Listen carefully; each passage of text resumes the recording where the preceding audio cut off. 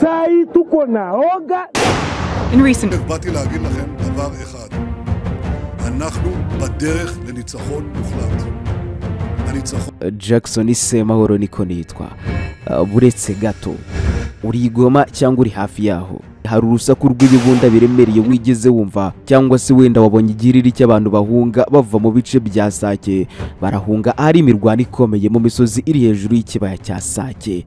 Kuri ubu rero amakuru y'impamo aravuga ko na n'ubu nyumva muri iyi santere iri ku ntera iri hagati ya kilometero 20 na kilometero 25 mu burengerazuba bwa Goma byahinduye isura, ikiri gutuma abantu babarirwa mu bihumbi bava mu byabo.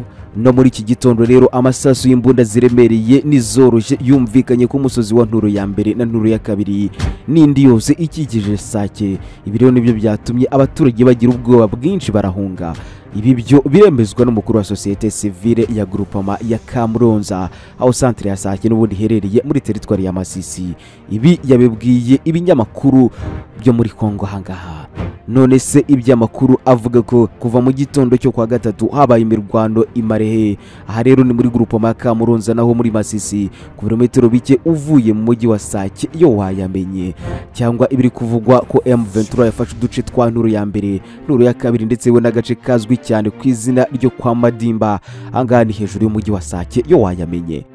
Ni imirwano ikomeye n'ubundi irimo ingabo za Sadeke, abarundi, abacancuro wa Zarendo, abo bose rero bari gufasha FARDC guhangana na M23 ikomeje gukataza isatira umujyi wa Goma. Ku munsi wo kwa kabiri nijoro rero umuvugizi w'igisirikare cya Kongo yabwiye abanyamakuru ko izo ngabo zisubije agace ka Kiroche, akarero kari ku muhanda wa Goma Sake Minova Bukavu. Gusa yahise yamaganirwa kure na Lieutenant Colonel Wiringoma uvugira M23, aturabeshya duhagaze bwuma ndetse nta na santimetero nimwe muzadutwara niba mubitekereza gutyo umunajidanganya sana. Okay, ibi byo ntiturabyibagirwa. Perezida wa Repubulika ya Demokarasi ya Kongo yari yasezeranyije abaturage ko namara gutorwa azahita atera u Rwanda. None si iyi gahunda igeze he? Turaza kumva igisubizo cya Patrick Muyaya uvugira guverinoma ya RDC. Ibiri kuvugwa ku mihanda ya Goma Rucuru Bunagana, ya Goma Sake Masisi Centre, ya Goma Sake Kicanga, ya Goma Sake Shasha Minova Bukavu werekeza mu duce twa Kiroche na Shasha mu majyepfo ya centre ya Sake. Ndaje tubisasanure, ariko no hakurya mu burasirazuba bwo hagati intambara ya Israel na Gaza ikomeje kuba gaterera nzamba kanyina wa nzamba. Nk'ubu abantu barenga 27,500 bamaze kwicwa muri Gaza, nkuko nabyo bitangazwa na Minisiteri y'Ubuzima muri Gaza. Naginduse rero amaraso arakomeza Amerika, gusa kugira ngo habeho agahenge hari icyo abarwanyi ba Hamas bisabira Israel n'abayishyigikiye. Bitihise ngo intambara izakomeza mpaka ndetse we ngo ntibazanarekura abanya-Israel bashimuse. באתי להגיד לכם דבר אחד. אנחנו בדרך לניצחון מוחלט. Uwo ni Benjamin Netanyahu, ni minisitiri w'intebe wa Israel, aremeza ko n'ubundi ngo barakomeza gukubita Hamas, ariko kandi ngo bari hafi kuyitsinda mu minsi mike cyane, ngo ntibizafata imyaka 10 cyangwa n'imyaka myinshi, ahubwo ni ikibazo cy'iminsi gusa ubundi bagatsinzura Hamas. Ku munsi wo kwa kabiri Israel yemeje ko abantu byibuze 31 mu 136 bashimuswe basigaye muri Gaza ngo bishwe. Ikiri gutera umujinya w'umurandura zuza abayahudi bakumva bakubita byo kurimbura Gaza yose. Ubu tuvugana minisitiri w'ububanyi n'amahanga wa Leta Zunze Ubumwe za Amerika yitwa Anthony Blinken ari mu burasirazuba bwo hagati, araganira na Israel icyo gukora kugira ngo iyi ntambara n'ubundi be yahagarara. Vahunga hariko wigeze wumva ibyo umupfumu kabare witwa Craig Hamilton Parker, uyu no mu Bwongereza, uyu hagiye hanze ubuhanuzi bwe bw'akasamutwe. Uyu ibaze ko yahanuye ko Perezida Putin, perezida w'igihugu cy'Uburusiya, ngo agomba gupfa muri uyu mwaka wa 2024, ndetse ngo n'umushumba wa Kiliziya Gatolika ku isi nawe bikagenda uko nguko. Yahanuye byinshi, ariko ibi byo bishobora kumukoraho. Uyu mugabo arazwi cyane kuko hari ibikorwa byinshi n'ubundi yagiye hanura kandi bikaba neza nkuko yabivuze. Ariko se bite by'ubuhanuzi bwe bushya n'ubundi bukubiyemo ibintu by'akasamutwe biri gutuma benshi babyibazaho. Uri hano ni minota 15 y'amakuru, ntabwo bitinda rwose. Twitwa Akarabo TV, nawe ukaba inshuti yacu, turagukunda cyane rwose aho uri hose. kuva iyo ngiyo mu bigutiya mu busanza bwa Kanombe, Mayange, Mugina, Rwabuye, Ngoma, Musenyi, Rwinkwavu, Nyakigandurira, Makayanza, Ngozi, Bukinanyana, Nyarubande, Rohero, Rutana na Musongati. Muratwumva neza. I Kampala, Mombasa na Mikocheni, Dar es Salaam, mambo vipi? Turi kumwe 5 kwa 5 minota 15. Umugaragu wanyu Jackson Semahoro arabatembereza isi yose mu makuru yaramutse isi mu biganza byawe. Ikaze. Unyemerere mpere mu burasirazuba bwa Kongo, aharamutse imirwano ikaze cyane iri gutuma abaturage bahunga ku bwinshi. Emile Bolingo n'umuturage rwose wituriye mu gace ka Mugunga mu mujyi wa Goma, uyu ku munsi w'ejo yabwiye ikinyamakuru cy'Abongereza BBC ko abaturage benshi cyane baturutse Isake batangiye kugera imigunga kuva mu masaha ya 3 za mu gitondo. Umukuru wa M23 yitwa Bertara Bisimwa, uyu yavuze ko ingabo zabo ngo zafashe ibirindiro by'ingabo za leta byo ku misozi ya Nturo ya mbere, Nturo ya kabiri, ndetse we nahitwa Shemadimba hani hejuru ya Sake. Birumvikana ku mugoroba wo kwa kabiri, umuvugizi w'igisirikare cya FARDC we yari yatangaje ko n'ubundi bisubije centre ya Kiroche iri ku muhanda wa Sake Minova, kandi ko barimo n'ubundi ku Rwanda begereza gufungura umujyi wa Goma ndetse no kubohora inzira ziganisha ahari umusaruro n'ubundi utunga abaturage ba Kongo. Uruhande rw'ingabo za leta ntacyo rwigeze ruhita rutangaza ku mirwano bivuga ko igeze hafi ya centre ya Sake. Ibinyamakuru by'Igoma bikavuga ko rero mu gitondo cyo kuwa gatatu ibisasu bibiri byaguye mu gace ka Mugunga ko mu majyaruguru akiri uburengerazuba bw'uyu mujyi, gusa ko ntacyo byangije kigaragara. Inkomoko yabyo rero birakekwa ko n'ubundi ari imirwano iri hafi ya Sake, ariko kandi ababirashe ntibavugwaho rumwe.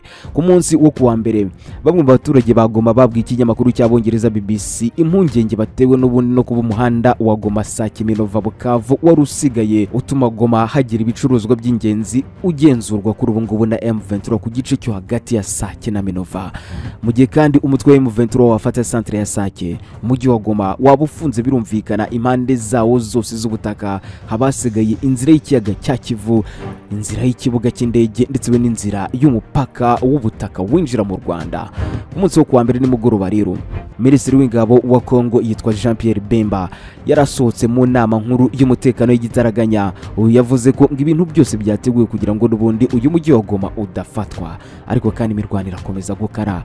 Lawrence Kanyuka, uyu ni umuvugizi w'umutwe wa M23, we yahise asohora itangazo avuga ko M23 ngo nta mugambi ifite wo gufata Goma, ariko kandi ko ibitero bya muzinga n'ibyo mu kirere bigambiriye ingabo zabo no kurasa ku basivile ngo bizakorwaho, ariko kandi ngo bakabifungira aho bituruka ku isoko yabyo.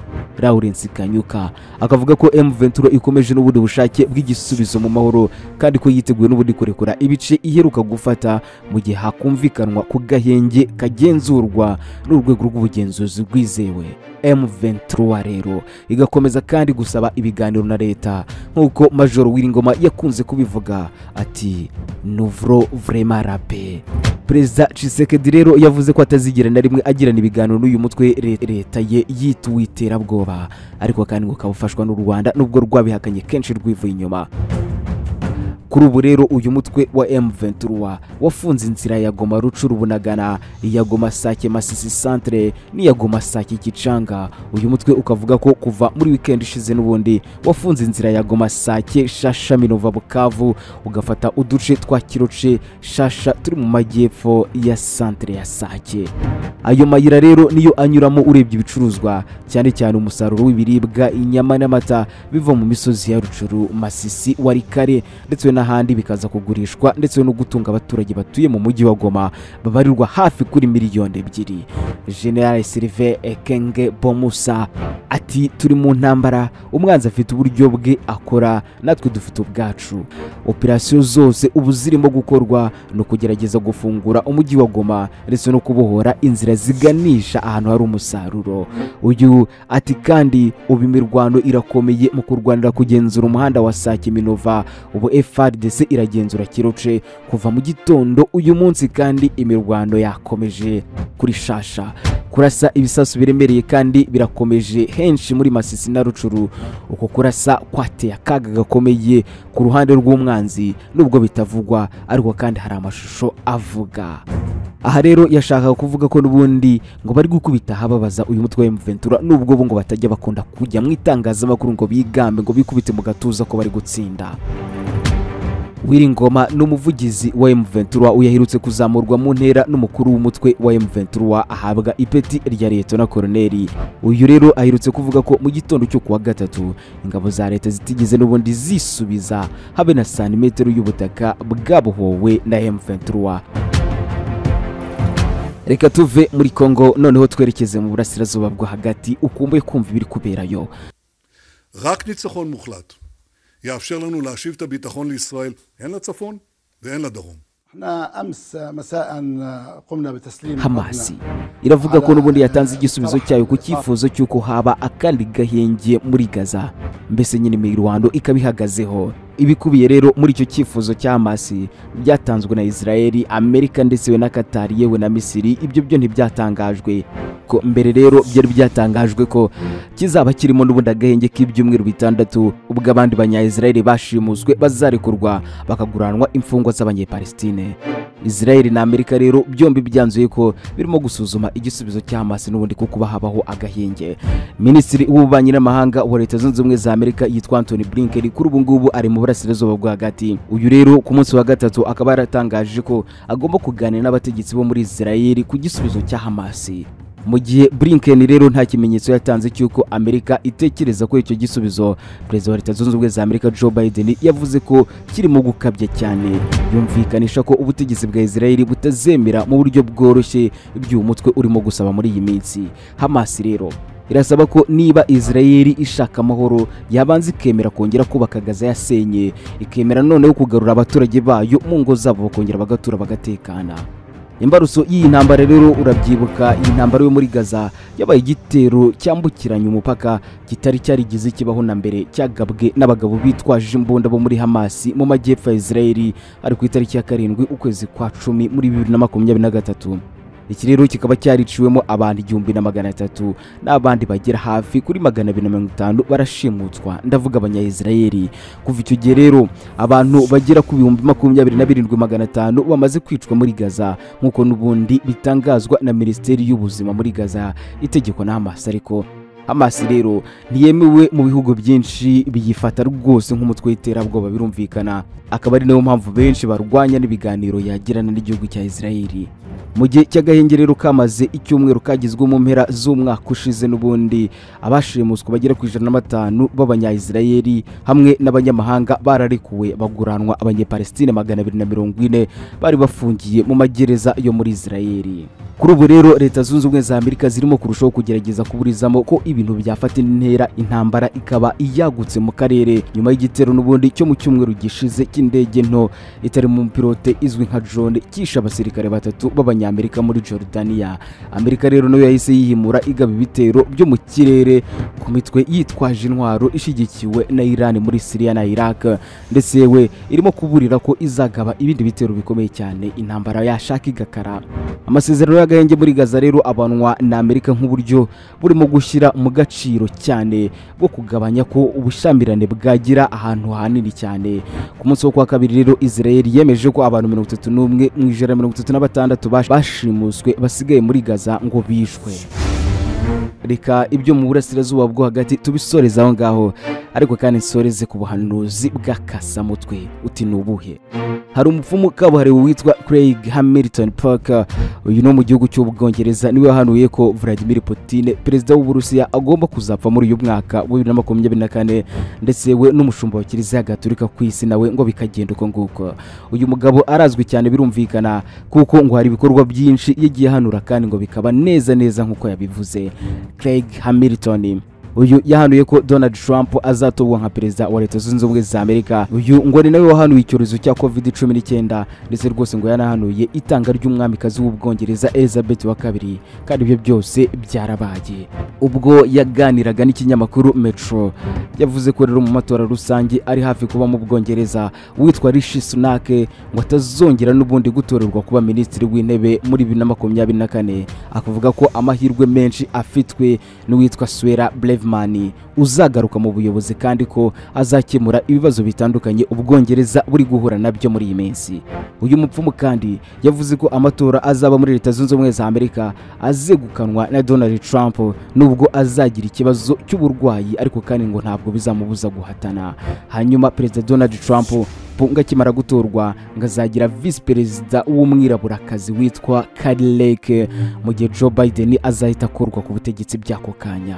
Uyu mupfumu kandi yagiye kure ahanura ibintu byinshi byakuye abantu imitima kandi bagira amatsiko yo gutegereza bakareba niba ibyo yavuze bizaba impamo. Yavuze ko rero ngo umushumba wa Kiliziya Gatolika ku isi ari we ngira ubutungane Papa Francis ngo azitaba Imana, ndetse we na perezida w'Uburusiya Vladimir Putin bikagenda uko muri uyu mwaka wa 2024. Yavuze ko intambara ya Ukraine n'Uburusiya izakomeza kuba urugamba rukomeye cyane kugeza igihe Putin azayitakariza mu buzima ikabona kurangira burundu. Uyu Craig Hamilton kandi yanuye ko ngo umuhanzikazi Taylor Swift ngazatwita nyuma y'igitaramo cya rutura yise Eras World Tour kizaba muri 2024. Amba ngibyo ibyo bahanuzi nibo bemera cyangwa utabemera nge ntacyo nabivugaho. Rero ni naho nsoreje iminota 15 y'amakuru, ngaho reka duhure muri comment. Twitwa Akarabo TV, Jackson Semahoro niko nitwa. Ibihe byiza nibyo mbifuriza.